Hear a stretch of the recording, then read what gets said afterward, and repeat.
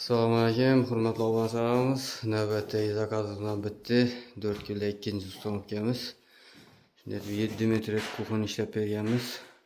Ko'rishingiz mumkin. O'sha 14 million so'mga bitgan oshxonamga beramiz.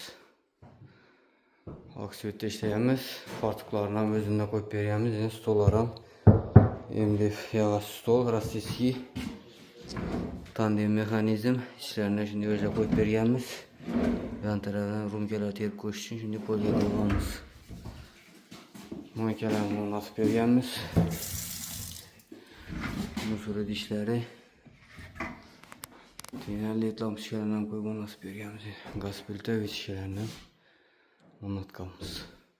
Osmos 80 bo'ladi. Ichine suv shilkalari 2 qator polga oladi, 80 bo'lsa. Bu yerda gaz balon qo'yish uchun shuni tomcha qilganmiz.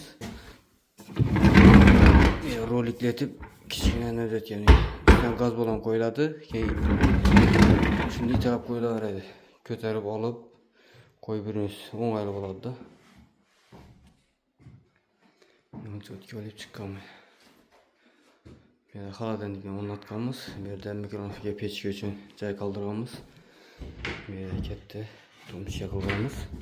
Bu yerda 2 xalta un sig'adi. Un qo'yish uchun shunday tomcha qilib berganmiz. Bu yerda katta rakvajlar, manti qozon, tag'ara, shunday katta rakvajlar, uklo, hashtaxta shunday vajlar. Katta vajlar uchun shunday shkafcha qilganmiz.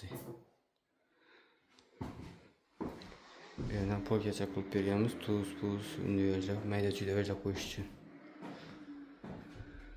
Kimga shunday xizmatlar kerak bo'lsa, o'zimizdan murojaat etasizlar, shunday cho'tka tep, chiroyli qilib taxlab beramiz, xudo xolasa.